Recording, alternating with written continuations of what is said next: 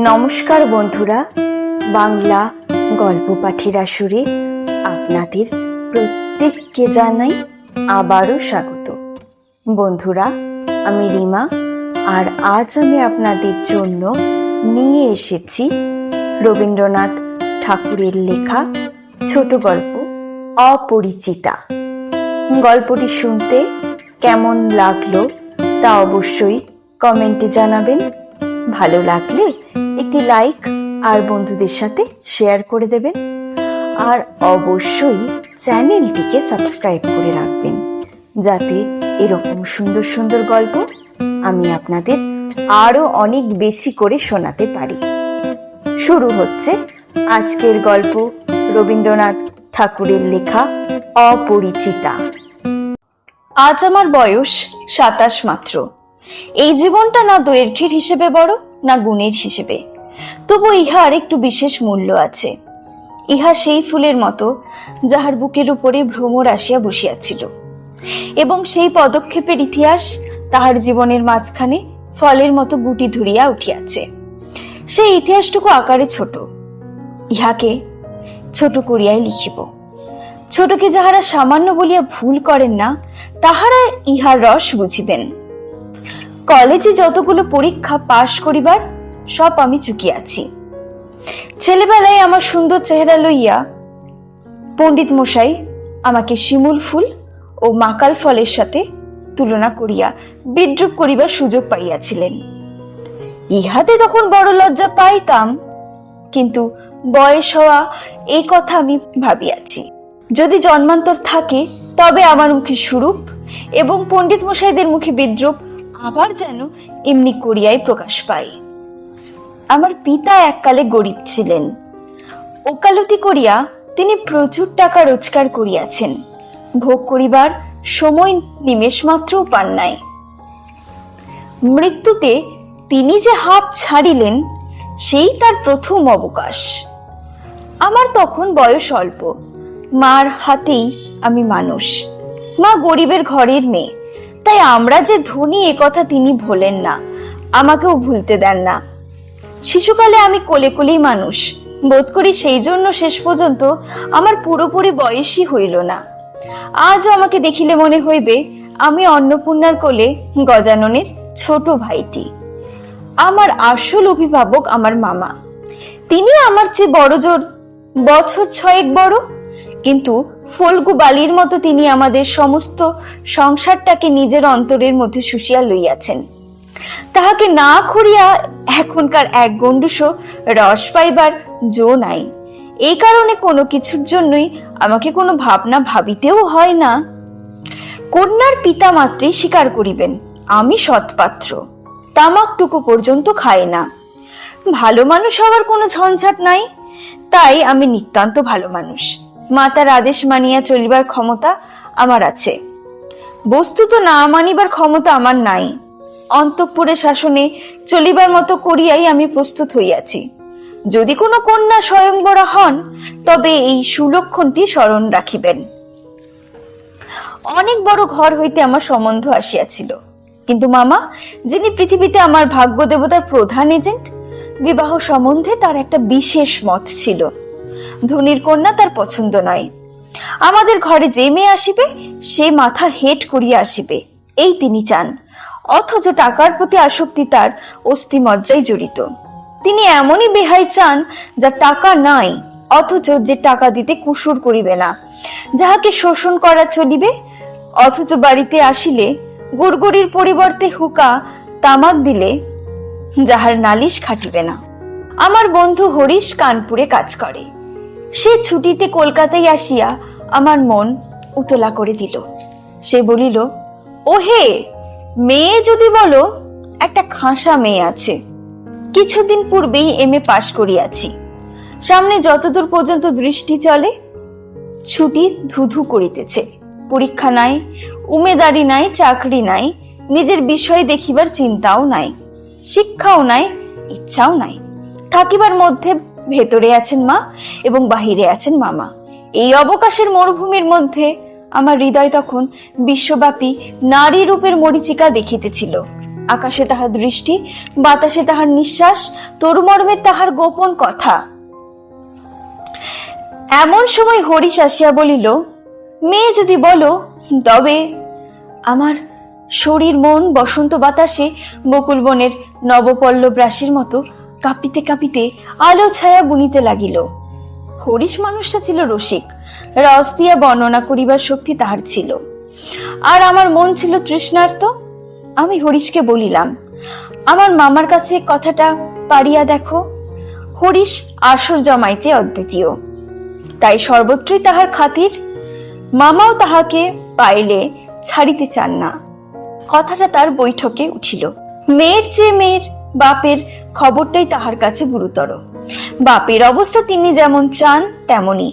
এককালে ইহাদের বংশে লক্ষ্মীর মঙ্গল ঘট ভরা ছিল, এখন তাহা শূন্য বলিলেই হয়, অথচ তলায় সামান্য কিছু বাকি আছে। দেশে বংশ মর্যাদা রাখিয়া চলা সহজ নয় বলিয়া ইনি পশ্চিমে গিয়া বাস করিতেছেন, সেখানে গরিব গৃহস্থের মতোই থাকেন। একটি মেয়ে ছাড়া আর আর নাই, সুতরাং তাহারই পশ্চাতে লক্ষ্মীর ঘরটি একেবারে উবুর করিয়া দিতে দ্বিধা হইবে না। এইসব কথা ভালো, কিন্তু মেয়ের বয়স যে 15, তাই শুনিয়া মামার মন ভার হইল। বংশে তো কোনো দোষ নাই। না, দোষ নাই, বাপ কোথাও তার মেয়ের যোগ্য বর খুঁজিয়া পান না। একে তো বরের হাট মহার্ঘ, তাহার পরে ধনু ভাঙা পণ, কাজী বাপ কেবলই সবুর করিতেছেন, কিন্তু মেয়ের বয়স সবুর করিতেছে না। যাই হোক, হরিশের সরস রসনার গুণ আছে। মামার মন নরম হইল। বিবাহের ভূমিকাটা নির্বিঘ্নে সমাধা হইয়া গেল।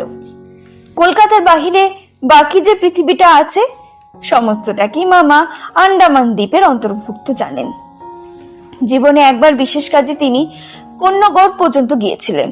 মামা যদি মনু হইতেন, তবে তিনি হাবড়ার পুল পার হওয়াটাকে তাহার সংহিতায় একেবারে নিষেধ করিয়া দিতেন। মনের মধ্যে ইচ্ছে ছিল, নিজের চোখে মেয়ে দেখিয়া আসিব। সাহস করিয়া প্রস্তাব করিতে পারিলাম না। কন্যাকে আশীর্বাদ করিবার জন্য যাহাকে পাঠানো হইল, সে আমাদের বিনু দাদা, আমার পিস্তত ভাই। তাহার মতো রুচি এবং দক্ষতার পরে আমি 16 আনা নির্ভর করতে পারি। বিনু দাদা ফিরিয়া আসিয়া বলিলেন, মন্দ নয় হে, খাঁটি সোনা বটে। বিনু দাদার ভাষাটা অত্যন্ত আঁট। যেখানে আমরা বলি চমৎকার, সেখানে তিনি বলেন চলনসই। অতএব বুঝিলাম, আমার ভাগ্যে প্রজাপতির সঙ্গে পঞ্চস্বরের কোনো বিরোধ নাই।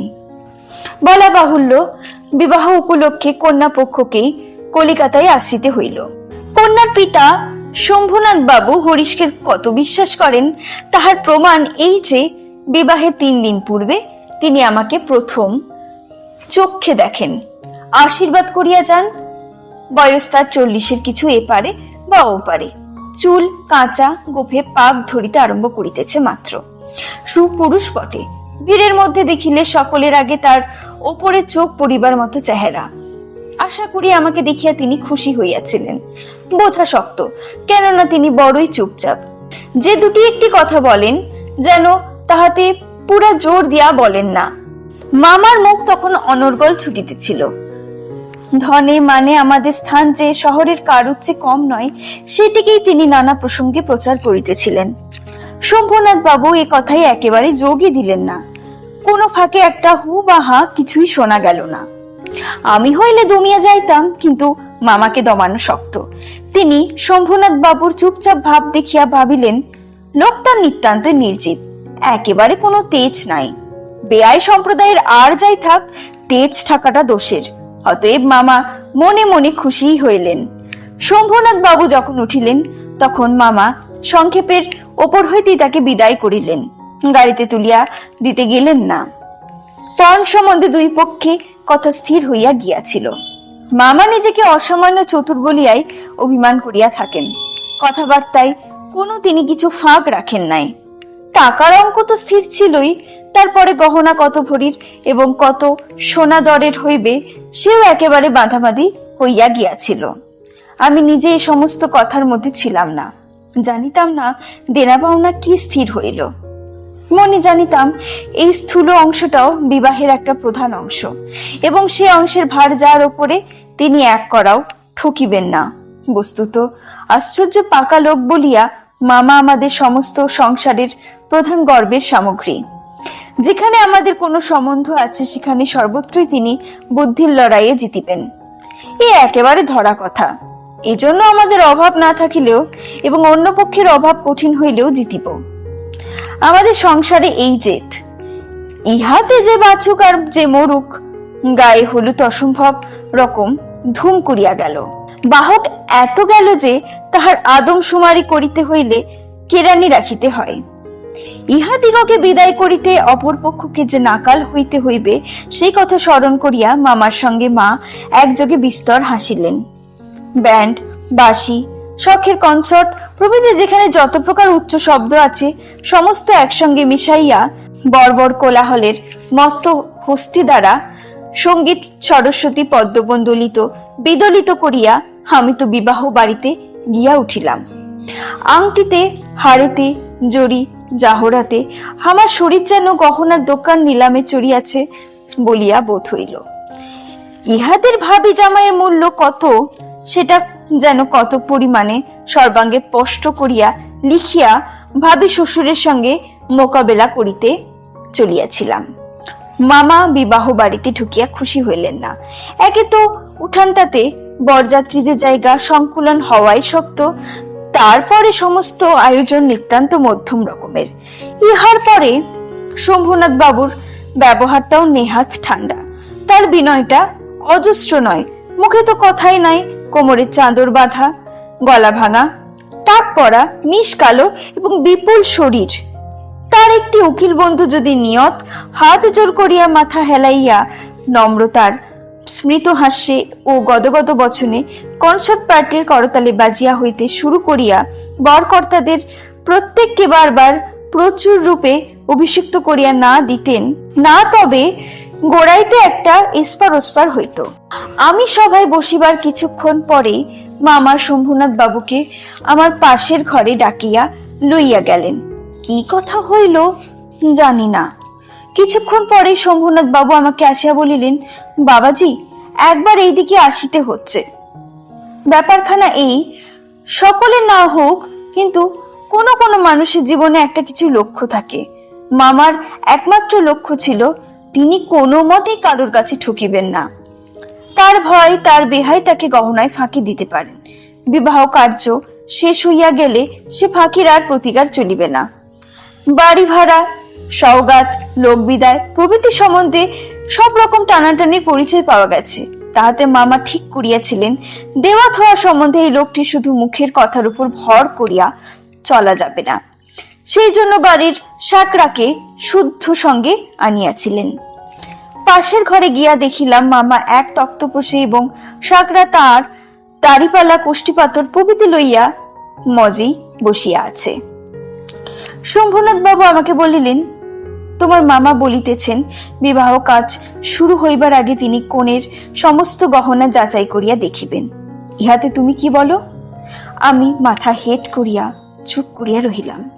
মামা বলিলেন, ও আবার কি বলবে? আমি যা বলিব তাই হইবে। শম্ভুনাথ বাবু আমার দিকে চাহিয়া কহিলেন, সেই কথা তবে ঠিক? ইনি যা বলিবেন তাই হইবে? এ সম্বন্ধে তোমার কিছুই বলিবার নাই? আমি একটু ঘাড় নাড়ার ইঙ্গিতে জানাইলাম, এসব কথার আমার সম্পূর্ণ অনধিকার। আচ্ছা, তবে বসো, মেয়ের গা হইতে সমস্ত গহনা খুলিয়া আনিতেছি। এই বলিয়া তিনি উঠিলেন। মামা বলিলেন, অনুপম, এখানে কি করিবে? ও সভায় গিয়া বসুক। শম্ভুনাথ বলিলেন, না, সভায় নয়, এইখানেই বসিতে হইবে। কিছুক্ষণ পরে তিনি একখানা গামছাই বাঁধা গহনা আনিয়া তক্তপোষের উপর মেলিয়া ধরিলেন। সমস্তই তাহার পিতামহীদের আমলের গহনা, হাল ফ্যাশনের সূক্ষ্ম কাজ নয়, যেমন মোটা তেমনি ভারী। সাকরা গহনা হাতে তুলিয়া বলিল, এ আর কি দেখিব, ইহাতে খাত নাই, এমন সোনা এখনকার দিনে ব্যবহারই হয় না। এই বলিয়া সে মকর মুখা মোটা একখানা বালাই চাপ দিয়া দেখাইল তাহা বাকিয়া যায়। মামা তখনই তার নোট বইয়ে গহনাগুলির ফর্দ টুকিয়া লইলেন। পাছে যাহা দেখানো হইল তাহা কোনোটা কম পড়ে। হিসাব করিয়া দেখিলেন গহনা যে পরিমাণ দিবার কথা এগুলি সংখ্যার দরে এবং ভারে তার অনেক বেশি। গহনাগুলির মধ্যে একজোড়া ইয়াররিং ছিল। শম্ভুনাথ সেইটি সাকরার হাতে দিয়া বলিলেন, এইটি একবার পরখ করিয়া দেখো। সাকরা কহিল, ইহা বিলাতি মাল, ইহাতে সোনার ভাগ সামান্যই আছে। শম্ভুনাথ বাবু ইয়াররিং জোড়া মামার হাতে দিয়া বলিলেন, এটা আপনারই রাখিয়া দিন। মামা সেটা হাতে লইয়া দেখিলেন এই ইয়াররিং দিয়াই কন্যাকে তাহারা আশীর্বাদ করিয়াছিলেন। মামার মুখ লাল হইয়া উঠিল। দরিদ্র তাহাকে ঠকাইতে চাহিবে, কিন্তু তিনি ঠকিবেন না, এই আনন্দ সদ্ভোগ হইতে বঞ্চিত হইলেন এবং তাহার উপরেও কিছু উপরি পাওনা জুটিল। অত্যন্ত মুখ ভার করিয়া বলিলেন, অনুপম, যাও, তুমি সভায় গিয়ে বসো গে। শম্ভুনাথ বলিলেন, না, এখন সভায় বসিতে হইবে না, চলুন আগে আপনাদের খাওয়া দাওয়া দিই। মামা বলিলেন, সে কি কথা লগ্ন? শম্ভুনাথ বলিলেন, সেই জন্য কিছু ভাবিবেন না, এখন উঠুন। লোকটি নেহাত ভালো মানুষ ধরনের, কিন্তু ভেতরে বেশ একটু জোর আছে বলিয়া বোধ হইল। মামাকে উঠিতে হইল। বরযাত্রীদেরও আহার হইয়া গেল। আয়োজনের আড়ম্বর ছিল না, কিন্তু রান্না ভালো এবং সমস্ত বেশ পরিষ্কার পরিচ্ছন্ন বলিয়াই সকলেই তৃপ্ত হইল। বরযাত্রীদের খাওয়া শেষ হইলে শম্ভুনাথ বাবু আমাকে খাইতে বলিলেন। মামা বলিলেন, সে কি কথা, বিবাহের পূর্বে বর খাইবে কেমন করিয়া? এই সম্বন্ধে মামার কোনো মত প্রকাশকে তিনি সম্পূর্ণ উপেক্ষা করিয়া আমার দিকে চাহিয়া বলিলেন, তুমি কি বলো, বসিয়া যাইতে কিছু দোষ আছে? মূর্তিমতী মাতৃ আজ্ঞা স্বরূপে মামা উপস্থিত, তার বিরুদ্ধে চলা আমার পক্ষে অসম্ভব। আমি আহারে বসিতে পারিলাম না। তখন শম্ভুনাথ বাবু মামাকে বলিলেন, আপনাদিগকে অনেক কষ্ট দিয়াছি, আমরা ধনী নই, আপনাদের যোগ্য আয়োজন করিতে পারি নাই, ক্ষমা করিবেন।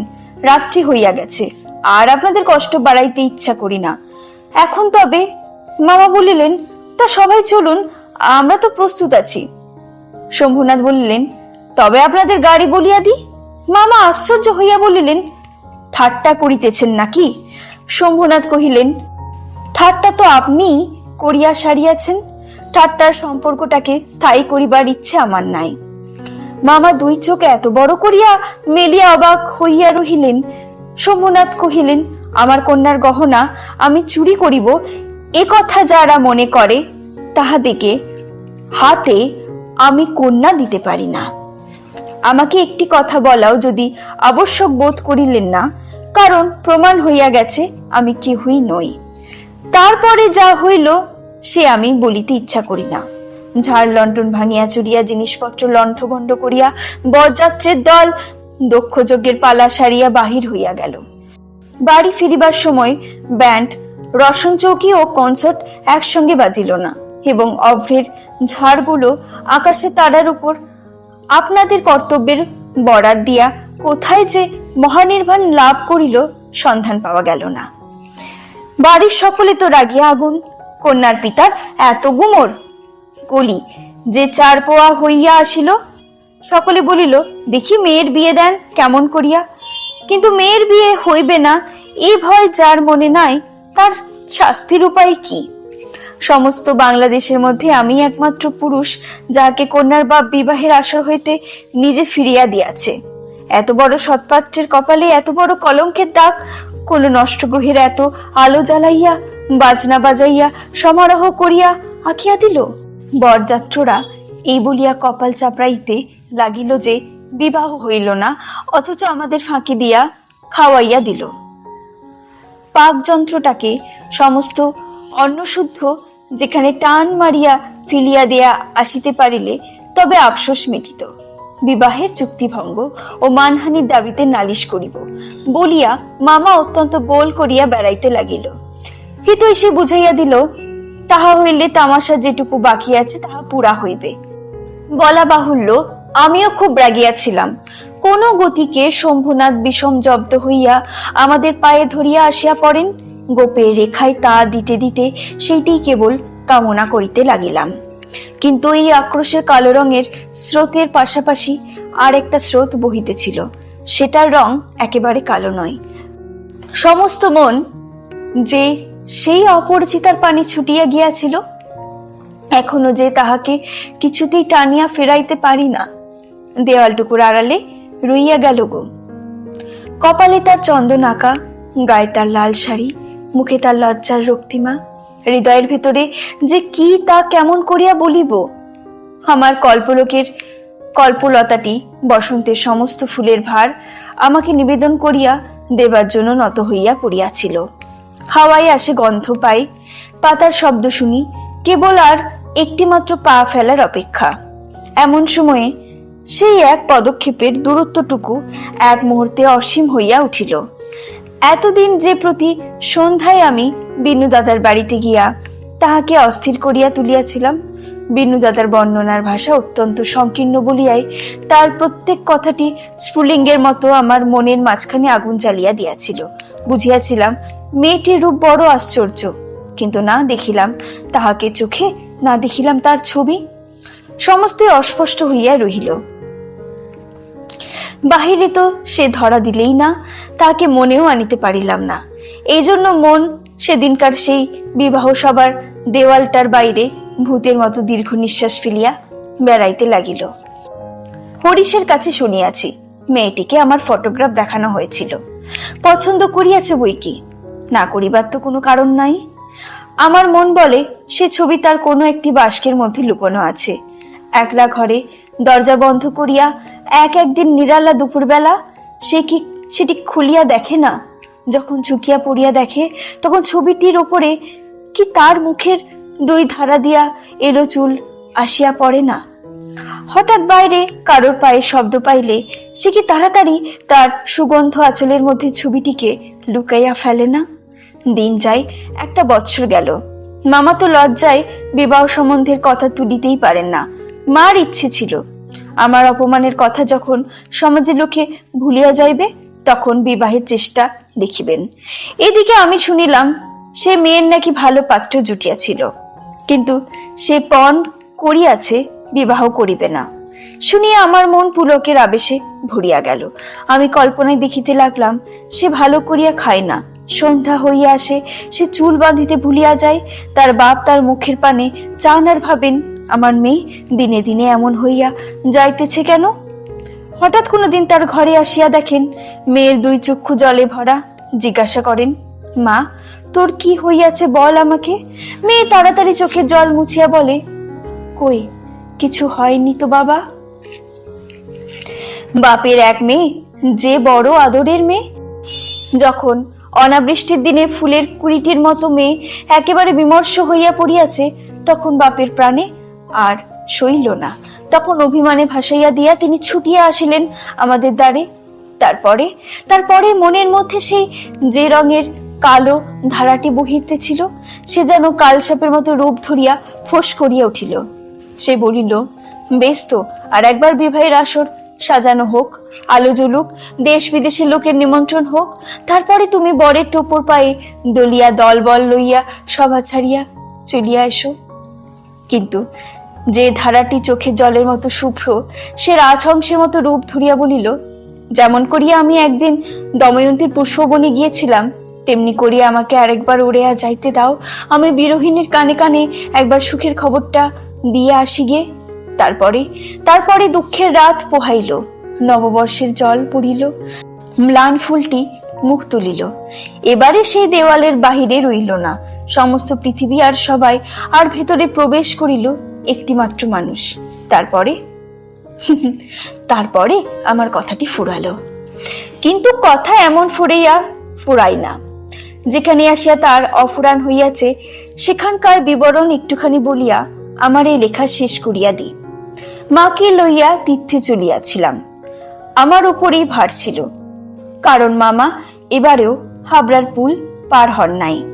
রেলগাড়িতে ঘুমাইতেছিলাম। ঝাঁকানি খাইতে খাইতে মাথার মধ্যে নানা প্রকার এলোমেলো স্বপ্নের ঝুমঝুমি বাজিতেছিল। হঠাৎ কোন স্টেশনে জাগিয়া উঠিলাম, আলোতে অন্ধকারে মেশা সেও এক স্বপ্ন। কেবল আকাশে তারাগুলো চিরপরিচিত, আর সবাই অজানা অস্পষ্ট। স্টেশনে দ্বীপ কয়টা খাড়া দাঁড়াইয়া আলো ধরিয়া এই পৃথিবীটা যে কত অচেনা, এবং যাহা চারিদিকে তাহা যে কতই বহু দূরে, তাহাই দেখিয়া দিতেছে। গাড়ির মধ্যে মা ঘুমাইতেছেন, আলোর নিচে সবুজ পর্দা টানা। তরঙ্গ বাস্ক জিনিসপত্র সমস্তই কে বা কার ঘাড়ে এলোমেলো হইয়া রহিতেছে, তাহারা যেন স্বপ্নলোকের ওলট পালট আসবাব। সবুজ প্রদেশের মিটমিটে আলোতে থাকা এবং না থাকার মাঝখানে কেমন এরকম হইয়া পড়িয়া আছে। এমন সময়ে সে অদ্ভুত পৃথিবীর অদ্ভুত রাত্রে কে বলিয়া উঠিল, শীঘ্রই চলে আয়, এই গাড়িতে জায়গা আছে। মনে হইল যেন গান শুনিলাম। বাঙালি মেয়ের গলায় বাংলা কথা যে কি মধুর, তাহা এমনি করিয়া অসময়ে অজায়গায় আচমকা শুনিলে তবে সম্পূর্ণ বুঝিতে পারা যায়। কিন্তু এই গলাটিকে কেবলমাত্র মেয়ের গলা বলিয়া একটি শ্রেণীভুক্ত করিয়া দেওয়া চলে না। এ কেবল একটি মানুষের গলা, শুনিলেই মন বলিয়া ওঠে, এমন তো আর শুনি নাই। চিরকাল গলার স্বর আমার কাছে বড় সত্য। রূপ জিনিসটা বড় কম নয়, কিন্তু মানুষের মধ্যে যাহা অন্তরতম এবং অনির্বচনীয়, আমার মনে হয় কণ্ঠস্বর যেন তারই চেহারা। আমি তাড়াতাড়ি গাড়ির জানলা খুলিয়া বাহিরে মুখ বাড়াইয়া দেখিলাম, কিছুই দেখিলাম না। প্ল্যাটফর্মের অন্ধকারে দাঁড়াইয়া গার্ড তাহার একচক্ষু লণ্ঠন নাড়িয়া দিল। গাড়ি চলিল। আমি জানলার কাছে আসিয়া রহিলাম। আমার চোখের সামনে কোনো মূর্তি ছিল না, কিন্তু হৃদয়ের মধ্যে আমি একটি হৃদয়ের রূপ দেখিতে লাগিলাম।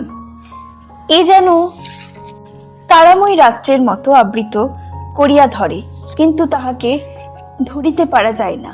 ওগো সুর, অচেনা কণ্ঠের সুর, এক নিমেষে তুমি যে চিরপরিচয়ের আসনটির ওপরে আসিয়া বসিয়াছ। কি আশ্চর্য পরিপূর্ণ তুমি! চঞ্চল কালের ক্ষুদ্র হৃদয়ের ওপরে ফুলটির মতো ফুটিয়াছ, অথচ তার ঢেউ লাগিয়া একটি পাপড়িও টলে নাই। অপরিমেয় কোমলতায় একটুখানি দাগ পড়ে নাই। গাড়ি লোহার মৃদঙ্গে তাল দিতে দিতে চলিল। আমি মনের মধ্যে গান শুনিতে শুনিতে চলিলাম।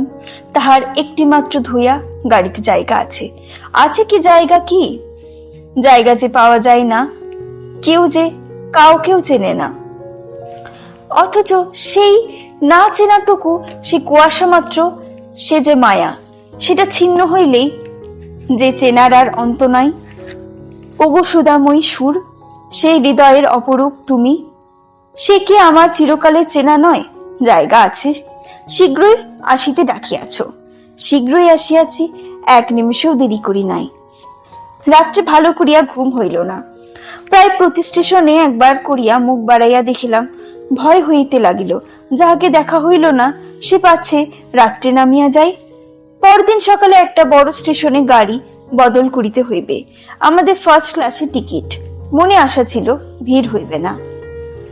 নামিয়া দেখি প্ল্যাটফর্মে সাহেবদের আদালি দল আসবাবপত্র লইয়া গাড়ির জন্য অপেক্ষা করিতেছে। কোন এক ফৌজের বড় জেনারেল সাহেব ভ্রমণে বাহির হইয়াছে। 2-3 মিনিট পরে গাড়ি আসিল। বুঝিলাম ফার্স্ট ক্লাসের আশা ত্যাগ করিতে হইবে। মাকে লইয়া কোন গাড়িতে উঠি সে এক বিষম ভাবনায় পড়িলাম। সব গাড়িতেই ভিড়। দাঁড়ে দাঁড়ে উকি মারিয়া বেড়াইতে লাগিলাম। এমন সময় সেকেন্ড ক্লাসের গাড়ি হইতে একটি মেয়ে আমাকে লক্ষ্য করিয়া বলিলেন, আপনারা আমাদের গাড়িতে আসুন না, এখানে জায়গা আছে। আমি তো চমকাইয়া উঠিলাম। সেই আশ্চর্য মধুর কণ্ঠ এবং সেই গানেরই ধোঁয়া। জায়গা আছে। ক্ষণমাত্র বিলম্ব না করিয়া মাকে লইয়া গাড়িতে উঠিয়া পড়িলাম। জিনিসপত্র তুলিবার প্রায় সময় ছিল না। আমার মতো অক্ষম দুনিয়ায় নাই। সেই মেয়েটি কুলিদের হাতে হইতে তাড়াতাড়ি চলতি গাড়িতে আমাদের জিনিসপত্র টানিয়া লইল। আমার একটা ফটোগ্রাফ তুলিবার ক্যামেরা স্টেশনে পড়িয়া রহিল। গ্রাহ্যই করিলাম না। তারপরে কি লিখিব জানি না। আমার মনের মধ্যে একটা অখণ্ড আনন্দের ছবি আছে। তাহাকে কোথায় শুরু করিব, কোথায় শেষ করিব, বসিয়া বসিয়া বাক্যের ওপর বাক্য যোজনা করিতে ইচ্ছা করে না। এইবার সেই সুরটিকে চোখে দেখিলাম। তখনও তাহাকে সুর বলিয়াই মনে হইল। মায়ের মুখের দিকে চাহিলাম। দেখিলাম তার চোখে পলক পড়িতেছে না। মেয়েটির বয়স 16 কি 17 হইবে, কিন্তু নবযৌবনের ইহার দেহে মনে কোথাও যেন একটু ভাবও চাপাইয়া দেয় নাই। ইহার গতি সহজ, দীপ্তির নির্মল, সৌন্দর্যের সুচিতা অপূর্ব। ইহার কোনো জায়গায় কিছু জরিমা নাই। আমি দেখিতেছি, বিস্তারিত করিয়া কিছু বলা আমার পক্ষে অসম্ভব। এমনকি সে যে কি রঙের কাপড় কেমন করিয়া পরিয়াছিল তাহাও ঠিক করিয়া বলিতে পারিব না। এটা যে খুব সত্য যে তার বেশভূষায় এমন কিছু ছিল না যে তাহাকে ছাড়াইবার বিশেষ করিয়া চোখে পড়িতে পারে। সে নিজে চারিদিকে সকলের চেয়ে অধিক রজনীগন্ধার শুভ্র মঞ্জুরির মতো সকল বৃন্তটির ওপরে দাঁড়াইয়া সে গাছে ফুটিয়াছে। সে গাছকে সে একেবারে অতিক্রম করিয়া উঠিয়াছে। সঙ্গে 2-3টি ছোট ছোট মেয়ে ছিল। তাহাদিগকে লইয়া তাহার হাসি এবং কথার অন্ত ছিল না। আমি হাতে একখানা বই লইয়া সে হাতে কান পাতাইয়া রাখিয়াছিলাম। যেটুকু কানে আসিতেছিল সে তো সমস্তই ছেলে মানুষদের সঙ্গে ছেলে মানুষই কথা। তাহার বিশেষত্ব এই যে তাহার মধ্যে বয়সে তফাৎ কিছু মাত্র ছিল না। ছোটদের সঙ্গে সে অনায়াসে এবং আনন্দে ছোট হইয়া গিয়াছিল। সঙ্গে কতগুলো ছবিওয়ালা ছেলেদের গল্পের বই। তাহারই কোনো একটা বিশেষ গল্প শোনাইবার জন্য মেয়েরা তাহাকে ধরিয়া পড়িল। এই গল্প নিশ্চয় তার 20-25 বার শুনিয়াছে। মেয়েদের কেন যে এত আগ্রহ তা বুঝিলাম।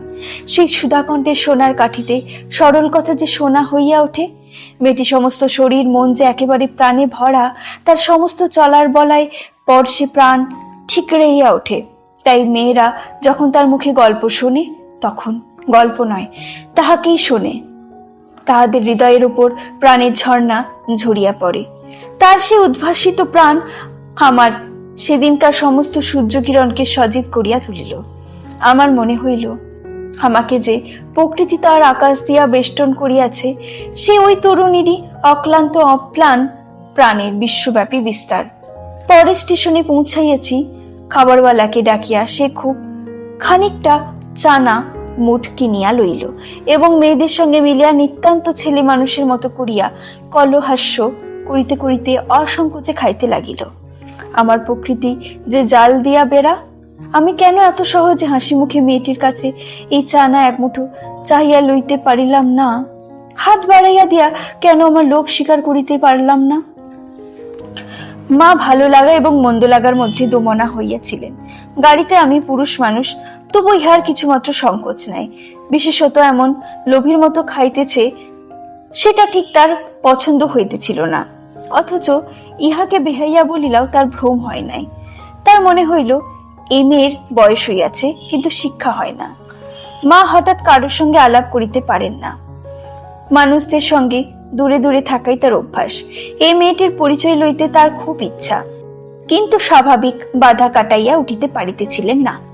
এমন সময় গাড়ি একটা বড় স্টেশনে আসিয়া থামিল। সেই জেনারেল সাহেবের একদল অনুষঙ্গী এই স্টেশন হইতে উঠিবার উদ্যোগ করিতেছে। গাড়িতে কোথাও জায়গা নাই। বারবার আমাদের গাড়ির সামনে দিয়া তারা ঘুরিয়া গেল।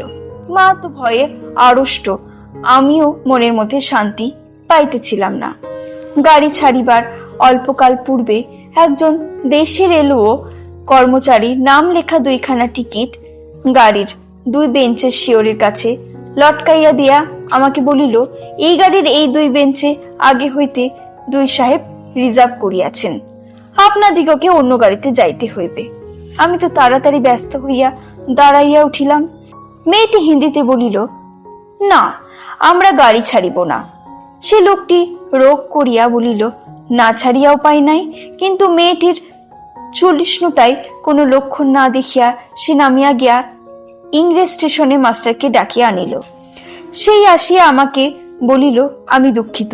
কিন্তু শুনিয়া আমি কুলি কুলি করিয়া ডাক ছাড়িতে লাগিলাম। মেয়েটি উঠাইয়া 2 চক্ষে অগ্নিবর্ষণ করিয়া বলিল, না, আপনি যাইতে পারিবেন না, যেমন আছেন বসিয়া থাকুন। বলিয়া সে দ্বারের কাছে দাঁড়াইয়া স্টেশন মাস্টারকে ইংরেজি ভাষায় বলিল, এ গাড়ি আগে হইতে রিজার্ভ করা, এ কথা মিথ্যা নয়।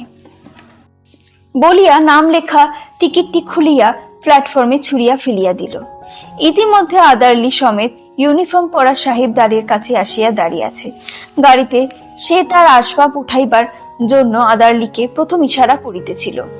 তাহার পরে মেয়েটির মুখে তাকাইয়া তার কথা শুনিয়া ভাব দেখিয়া স্টেশন মাস্টারকে একটু স্পর্শ করিল এবং তাহাকে আড়াল লইয়া গিয়া কি কথা হইল জানি না, দেখা গেল গাড়ি ছাড়িবার সময় অতীত হইলেও আর একটা গাড়ি জড়াইয়া তবে ট্রেন ছাড়িল। মেয়েটি তার দলবল লইয়া আবার এক পত্তন চানামুট খাইতে শুরু করিল। আর আমি লজ্জায় জানলার বাহিরে মুখ বাড়াইয়া প্রকৃতির শোভা দেখিতে লাগিলাম। কানপুরে গাড়ি আসিয়া থামিল। মেয়েটি জিনিসপত্র বাঁধিয়া প্রস্তুত। স্টেশনে একটি হিন্দুস্থানি চাকর ছুটাইয়া আসিয়া তাহাদিগকে নামাইবার উদ্যোগ করিতে লাগিল। মা তখন আর থাকিতে পারিলেন না, জিজ্ঞাসা করিলেন, তোমার নাম কি মা? মেয়েটি বলিল, আমার নাম কল্যাণী। শুনিয়া মা আমি দুজনই চমকায় উঠিলাম। তোমার বাবা? তিনি এখানকার ডাক্তার, তার নাম শম্ভুনাথ সেন। তারপরে সবাই নামিয়া গেল। মামার নিষেধ অমান্য করিয়া মাতৃ আজ্ঞা ঠেলিয়া তারপরে আমি কানপুর আসিয়াছি। কল্যাণীর বাপ এবং কল্যাণীর সঙ্গে দেখা হইয়াছে। হাত জোর করিয়াছি, মাথা হেট করিয়াছি। শম্ভুনাথ বাবুর হৃদয় গলিয়াছে। কল্যাণী বলে, আমি বিবাহ করিব না। আমি জিজ্ঞাসা করিলাম, কেন? সে বলিল, মাতৃ আজ্ঞা। কি সর্বনাশ, এই পক্ষেও মাতুল আছে নাকি? তারপরে বুঝিলাম মাতৃভূমি আছে। সেই বিবাহ ভাঙার পরে হইতে কল্যাণী মেয়েদের শিক্ষার ব্রত গ্রহণ করিয়াছে। কিন্তু আমি আশা ছাড়িতে পারিলাম না। সেই সুরটি যে আমার হৃদয়ের মধ্যে আজও বাজিতেছে, সে যেন কোনো ওপারের বাসী। আমার সংসারের বাহির হইতে আসিল, সমস্ত সংসারের বাহিরে ডাক দিল। আর সে যে রাত্রের অন্ধকারের মধ্যে আমার কানে আসিয়াছিল, জায়গা আছে? সে যে আমার চিরজীবনের গানের ধোঁয়া হইয়া রহিল। তখন আমার বয়স ছিল 23, এখন হইয়াছে 27। এখনো আশা ছাড়ি নাই, কিন্তু মাতুলকে ছাড়িয়াছি। নিতান্ত এক ছেলে বলিয়াই মা আমাকে ছাড়িতে পারেন নাই। তোমরা মনে করিতেছ আমি বিবাহের আশা করি? না, কোনো কালেই না। আমার মনে আছে কেবল এক রাত্রির অজানা কণ্ঠের মধুর সুরের আশা। আমি এইখানেই আছি। দেখা হয়, সে কণ্ঠ শুনি, যখন সুবিধা পাই কিছু তার কাজ করিয়া দিই। তার মন বলে, এই তো জায়গা পাইয়াছি। হো গো অপরিচিতা, তোমার পরিচয় শেষ হইল না? শেষ হইবে না, কিন্তু ভাগ্য আমার ভালো। এই তো আমি জায়গা পাইয়াছি। বন্ধুরা, আপনারা এতক্ষণ ধরে শুনছিলেন রবীন্দ্রনাথ ঠাকুরের লেখা অপরিচিতা গল্পটি। গল্পটি শুনতে আপনাদের কেমন লাগলো তা অবশ্যই কমেন্টে জানাবেন। ভালো লাগলে একটি লাইক ও বন্ধুদের সাথে শেয়ার করে দেবেন। আর অবশ্যই চ্যানেলটিকে সাবস্ক্রাইব করে রাখবেন। আবারও আপনাদের কাছে হাজির হব অন্য কোনো গল্প, কবিতা কিংবা কোনো উপন্যাস নিয়ে। ততদিনে ভালো থাকবেন। Thank you.